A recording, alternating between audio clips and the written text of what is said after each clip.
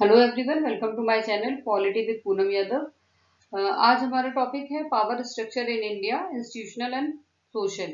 Basically power structure को समझने के लिए दो पैरामीटर्स हैं। एक है इंस्टीट्यूशनल, जो हमारा स्ट्रक्चर है वो किस तरीके से काम करता है, और दूसरा है सोशल। तो अगर हम इंस्टीट्यूशनल की बात करें तो इंडिया का जो कॉन्स्टिट्यूशन है उसमें आप देखते हैं कि डेमोक्रेटिक रिपब्लिक अडॉप्ट करने की बात की गई है हमारे प्रियम्बल में। और ये भी कहा गया है कि जो भारत के जो सिटीजन्स हैं, जो सिटीजन्स ऑफ इंडिया हैं, उनके लिए social, economic and political justice की बात की गई है। और डेमोक्रेसी क्या है? Democracy government of the people means कि लोगों के द्वारा और लोगों के लिए चुनी गई जो सरकार होती है वो डेमोक्रेसी को दिखाती है। और बेसिकली इसका जो रूल होता है वो किस पर होता है? ये ऑल पीपल के वेलफेयर पर जो है बेस्ड होता है।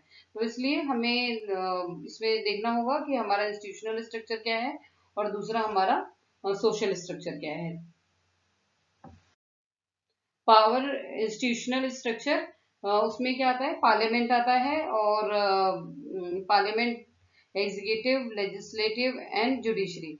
तो अगर हम बात करें इंडियन कॉन्स्टिट्यूशन की, तो हमने पार्लियामेंट्री फॉर्म ऑफ गवर्नमेंट को अडॉप्ट किया है, जो कि एक रिस्पॉन्सिबल गवर्नमेंट होती है। बिकॉज जो हमारा जो एग्जीक्यूटिव होती है वो डायरेक्टली रिस्पॉन्सिबल टू लोकसभा होती है या फिर हाउस ऑफ द पीपल होती है। मतलब कार्यपालिका विधानमंडल के प्रति या फिर लोकसभा के प्रति जो है उत्तरदायी होती है, उसे जवाब देना पड़ता है। जबकि हम अगर इंग्लैंड में देखें तो इंग्लैंड में जुडिशरी को ये राइट नहीं है कि वो पार्लियामेंट के द्वारा बनाए गए किसी भी कानून को नल एंड वॉइड डिक्लेयर कर दे। जबकि भारत में क्या है? हमने एक यूनियन फॉर्म अडॉप्ट किया है। हमारे जो गवर्नमेंट है वो टू लेवल पे है। तो इसमें क्या होता है कि जो हमारा सुप्रीम कोर्ट है और हाई कोर्ट है, उन्हें जुडिशियल रिव्यू की भी पावर मिली हुई है। वो चाहे तो वो कार्यपालिका के जो भी आदेश होते हैं या फिर लेजिस्लेचर ने जो भी कानून पारित किए हैं उसको फिर से रिव्यू कर सकती है। तो ये डिफरेंस है हम में और इंग्लैंड की शासन प्रणाली में। और ये देखा जाता है कि संसद या कोई राज्य विधानमंडल कोई कानून बनाता है तो सुप्रीम कोर्ट और हाई कोर्ट को ये अधिकार होता है कि वो उसे जो है नल एंड वॉइड डिक्लेयर कर सकता है, अगर वो किसी भी तरीके से जो हमारा संविधान की आधारभूत जो संरचना है, basic structure of the constitution को अगर वो एनक्रोच करता है, तो फिर सुप्रीम कोर्ट और हाई कोर्ट के पास पावर होती है कि इसे नल एंड वॉइड डिक्लेयर करें। तो फिर पहला है हमारा बेसिकली लेजिस्लेचर में अगर हम देखें तो क्या है? लेजिस्लेचर का काम क्या है कि लॉ मेकिंग बॉडी है जो कि कानून बनाने का कार्य करती है। और इसका मेनली जो काम है वो ये है कि अ, कानून बनाना और जन शिकायतों को सामने रखना, ये काम होता है इसका, लॉ मेकिंग बॉडी होती है। और दूसरा है हमारा एग्जीक्यूटिव। एग्जीक्यूटिव का काम होता है कार्य का संचालन कराना या फिर कंडक्ट ऑफ बिजनेस की अगर हम बात करें तो ये करती है अपनी एग्जीक्यूटिव, कार्य का संचालन कराना। और फिर मतलब मेनली जो कार्यपालिका जो होती है या लेजिस्लेचर जो होती है उसे ही हम क्या समझते हैं? उसे समझते हैं हम सरकार।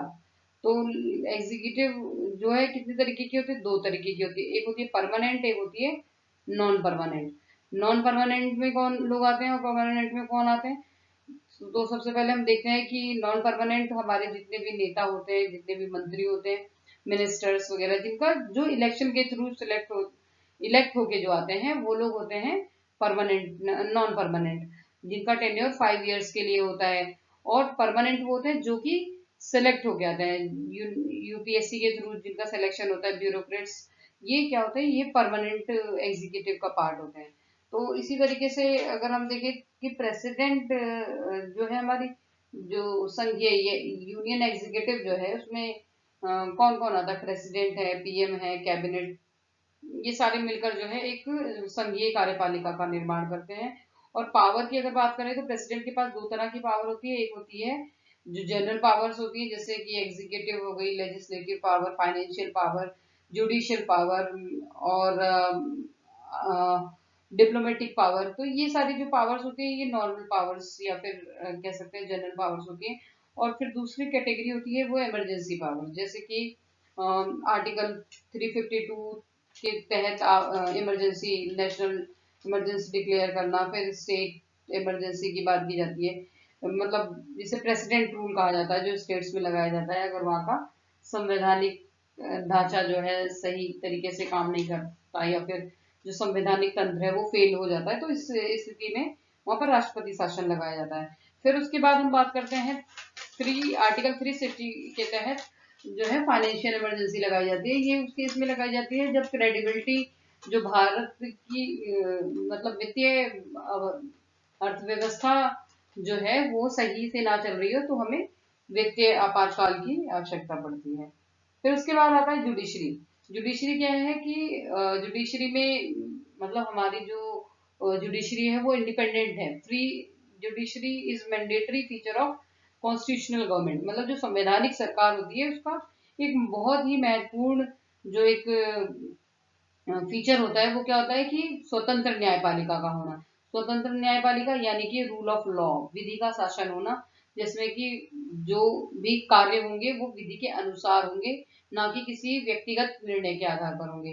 तो इसमें भी 4 कैटेगरीज बताई गई है। जैसे हम देखें राष्ट्रीय स्तर पर देखें तो सुप्रीम कोर्ट हमें देखने को मिलता है, और फिर राज्य के स्तर पर हम हाई कोर्ट देखते हैं। फिर डिस्ट्रिक्ट लेवल पे जो मतलब डिस्ट्रिक्ट कोर्ट्स वगैरह होते हैं। फिर इसके अलावा विलेज लेवल पे हम देखते हैं न्याय पंचायत वगैरह। मतलब 4 कैटेगरी इसमें भी देखी जाती है। फिर उसके बाद जुडिशियल रिव्यू की बात करें तो जो कोर्ट होता है, जो न्यायपालिका है, उसे क्या राइट होता है कि जितने भी ऑर्डर्स एग्जीक्यूटिव ने पास किए या फिर जो लेजिस्लेटिव ने जो भी लॉ बनाए हैं उसे वो रिव्यू कर सकते हैं।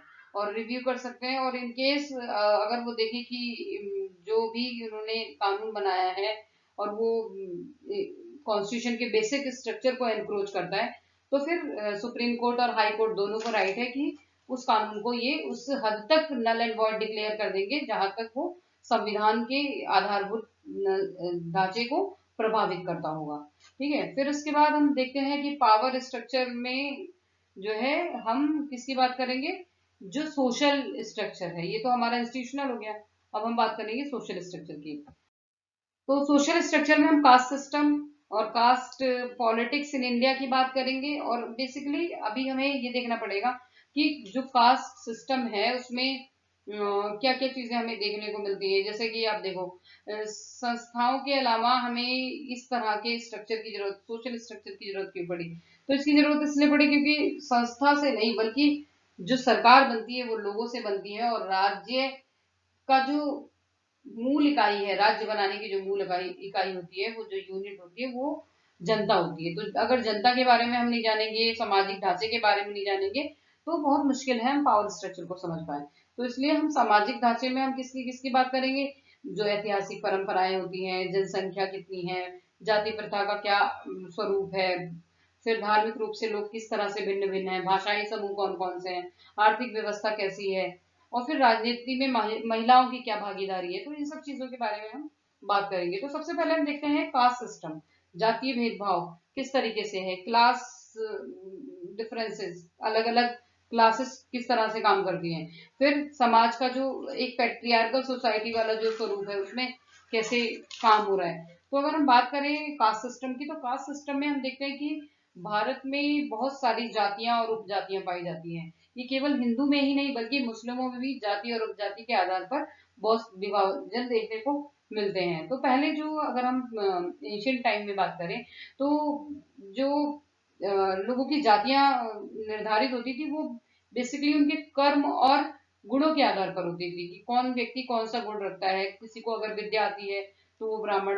बन गया, किसी को अगर कला है, क्राफ्ट है जिसके पास, वो शिल्पकार बन गया। मतलब इस आधार पर विभाजन था, लेकिन धीरे धीरे टाइम बीतता गया और इसे फिर जाति से जोड़कर जो है विभाजन कर, मतलब जो कार्य पर आधारित विभाजन था उसे जातिगत बना दिया कि अगर व्यक्ति किसी जाति में पैदा होता है चाहे उसके गुण कुछ भी हो, लेकिन उसे उसी पर्टिकुलर जाति का माना जाता है। जैसे कि कोई भी व्यक्ति आज के समय में भारत में जो ट्रेंड या फिर जो हमें देखने को मिलता है, क्या प्रचलन है कि व्यक्ति भारतीय बाद में होता है, जन्म लेते ही वो ब्राह्मण, ठाकुर, बनिया या पिछड़ा या फिर दलित, कुछ मतलब ये सब उसकी आइडेंटिटी पहले डिसाइड हो जाती है, और एक नेशनल इमेज जो होती है, नेशनैलिटी वाली जो भारतीयता की इमेज है, वो बाद में होती है। तो इतना बदलाव आने के बाद जो है ये चीजें हमें देखने को मिल रही है। तो हम सोच सकते हैं कि पहले के समय में तो कौन व्यक्ति क्या काम करेगा, वो विद्या प्राप्त मतलब उसे शिक्षा मिलेगी या नहीं मिलेगी, वो कौन सा कार्य करेगा, उसकी जीवन निर्वाह किस तरीके से होगा, ये सब कौन लोग डिसाइड करते थे? वो डिसाइड करते थे जो लोग अपने आप को उच्च जाति का समझते थे, और वही और लोगों का भाग्य निर्धारित करने वाले जो है एक तरह से एक वर्ग था, जो अपने आप को सो कॉल्ड बहुत बुद्धिमान समझते थे। वो लोग बताते थे किसका क्या कार्य होगा।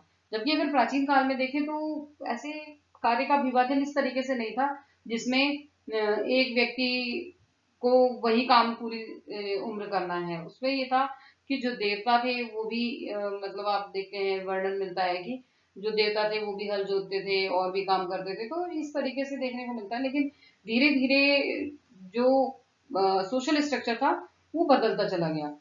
अब हम बात करें कास्ट पॉलिटिक्स इन इंडिया या कास्ट सिस्टम इन विलेजेस की बात करें, तो ग्रामीण भारत में दलित समाज की बात अगर हम करते हैं तो हम देखते हैं कि शूद्र जो लोग हुआ करते थे उनसे हर वो काम, हर निकृष्ट काम कराया जाता था, हर वो जो है निम्न दर्जे का काम कराया जाता था, जो कि अन्य लोगों के लिए सोचना भी पाप होता था।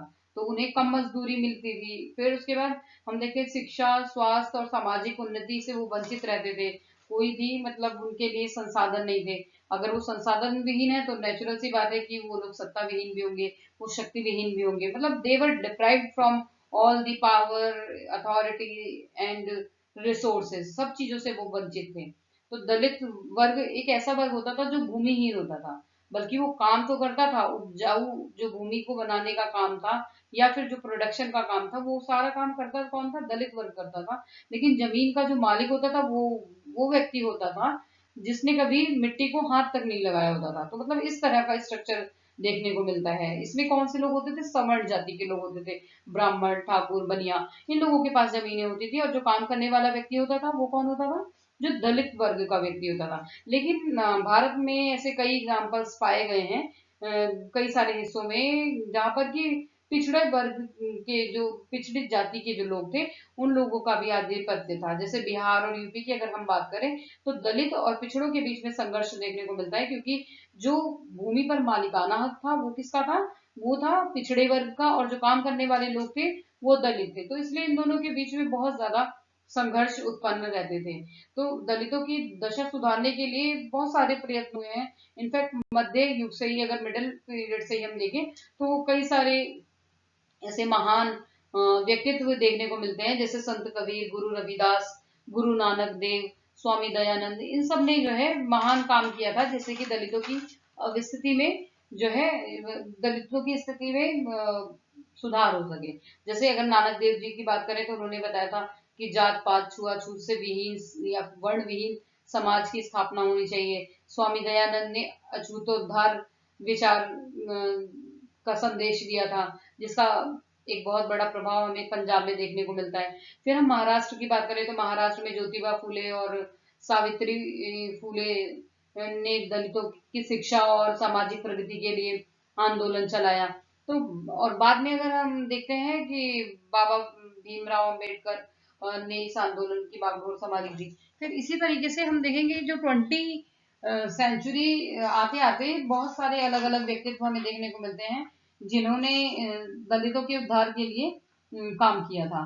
तो उसमें हम देखते हैं एक तो डॉक्टर भीमराव अम्बेडकर, फिर महात्मा गांधी, और फिर उसके बाद है रामास्वामी नायकर। तो इन लोगों ने अपनी तरीके से 20वीं शताब्दी में सत्ता की भागीदारी ली, और फिर इन्होंने जैसे अब हमारा जो थर्ड पॉइंट है वो है क्वेश्चन ऑफ देयर पार्टिसिपेशन, मतलब सत्ता में भागीदारी का जो प्रश्न है वो किस तरीके से इसके लिए क्या क्या प्रयास हुए। तो सबसे पहले तो हम देखते हैं महात्मा गांधी ने सर्वोदय के नारे का प्रतिपादन किया था, जिसमें था कि समाज के प्रत्येक सदस्य का कल्याण हो, उसका भला हो।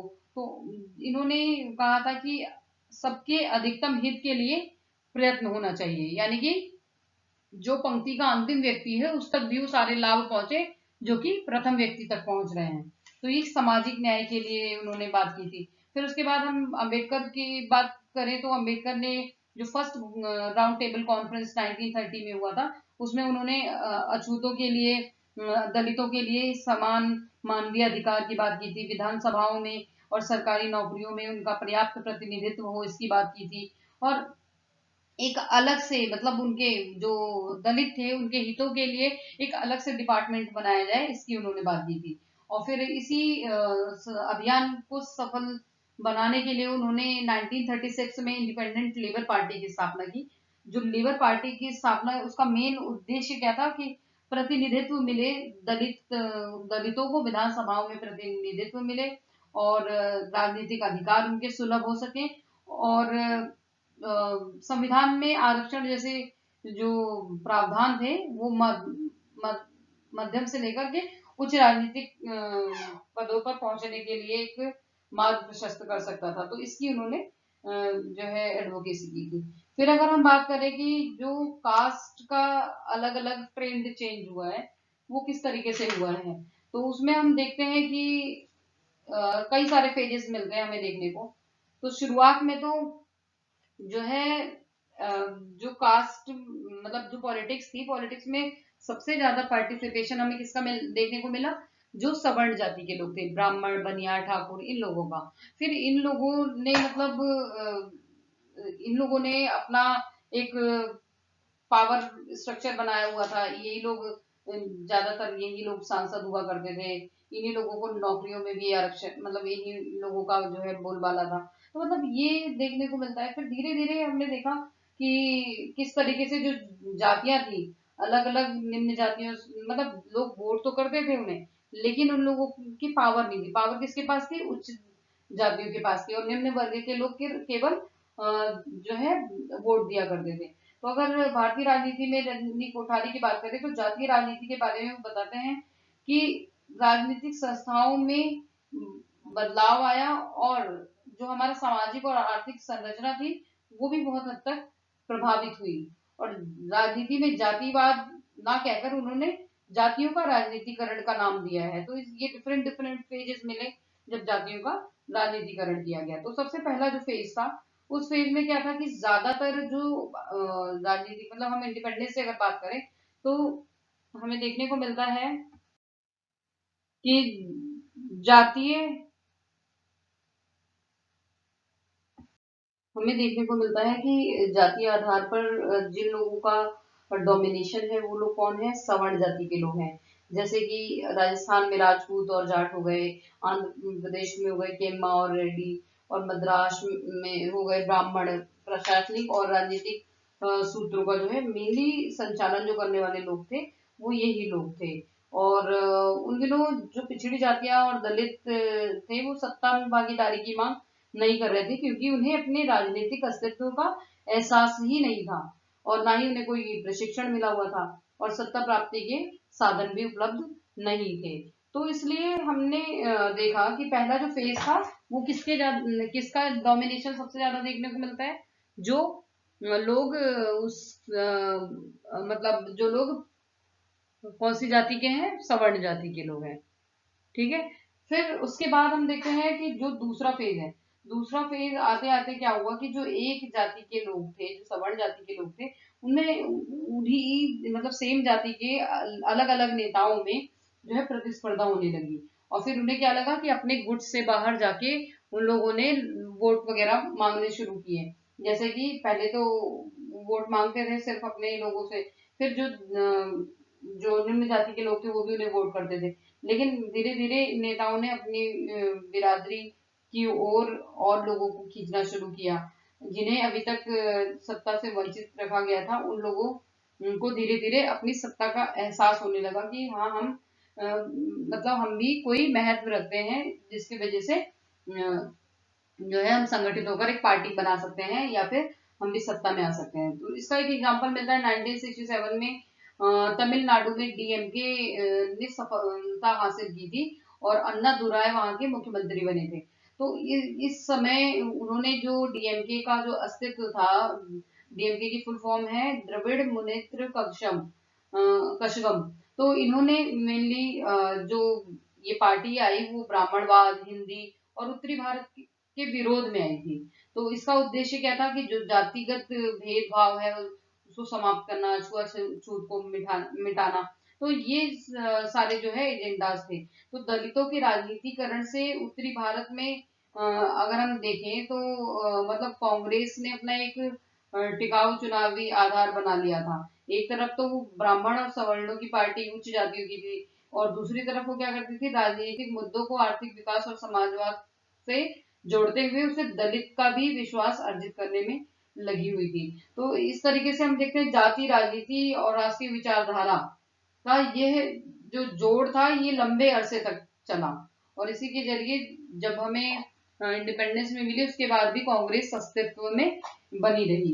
फिर तीसरा चरण अगर देखें तो शिक्षा और रोजगार के क्षेत्र में आरक्षण, और लोकसभा विधानसभा की जो सीटें थी उसमें आरक्षण की नई महत्वाकांक्षाओं ने जन्म लिया, जिसमें कि जो पिछड़ी और मझली जातियां थी जो कृषि और पशुपालन और उससे संबंधित कार्यों में जो लगी हुई थी, उन्हें ये लगा कि उनके वोटों का इस्तेमाल सवर्ण कर रहे हैं और वो अपनी कुर्सी पर बैठ रहे हैं, तो क्यों ना वो अपने वोटों को अपने लोगों के लिए खुद मांगे। तो मतलब मंडल आयोग की सिफारिशें भी थी, जिसकी वजह से दलित और पिछड़े जाति के लोगों में अपनी जो एक संख्यात्मक शक्ति है उसका एहसास बढ़ने लगा, और उन्हें लगा कि अब हमें पावर में आना चाहिए और हमें एकत्र होकर संगठित करना चाहिए खुद को। तो इन्होंने मतलब धीरे धीरे क्या हुआ, बड़े बड़े जो मतलब सामाजिक समूहों के बड़े बड़े वर्ग जो थे कांग्रेस छोड़ते गए, और फिर कुछ लोगों ने अपनी अलग पार्टियां बनानी शुरू की। तो उसका एक एग्जाम्पल बहुजन समाजवादी पार्टी के नाम से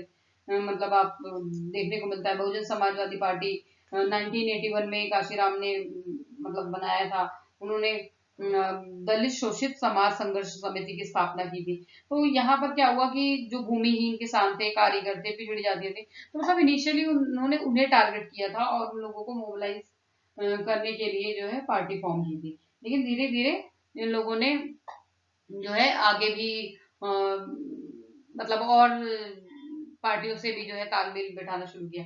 तो एक पॉलिटिक्स ऑफ रिजर्वेशन की बात की जाती है, जिसमें कि अंबेडकर ने कहा था कि जो आरक्षण है वो कुछ मतलब वो समझते थे कि आरक्षण एक तरह से वैशाखी का काम करता है, एक जो ओपन कंपटीशन है उसे खत्म करता है। तो इसलिए उन्होंने शुरुआत की, जब संविधान हमने बनाया था तब से लेकर के 10 सालों तक के लिए आरक्षण का प्रावधान किया था। लेकिन क्या हुआ कि 10 साल बीतने के बाद भी जो हमारे समाज में जो भेदभाव था, सामाजिक और आर्थिक और शैक्षणिक आधार पर जो भेदभाव था वो समाप्त नहीं हो पाया था, जिसकी वजह से उसे बार बार कंटिन्यू किया गया, और साथ ही अन्य राजनीतिक दलों ने इसे बना के रखा अलग अलग समय पर, ताकि वो सत्ता में बने रहे। तो ये भी एक तरह से पॉलिटिक्स का एक प्लेइंग कार्ड के टाइप काम कर रहा था आरक्षण, और जिसकी बात आज भी की जाती है। अगर हम 2020 में है और अब भी हम देखें तो 2019 में ही जो है आर्थिक आधार पर जनरल कैटेगरी के लोगों को रिजर्वेशन दिया गया है।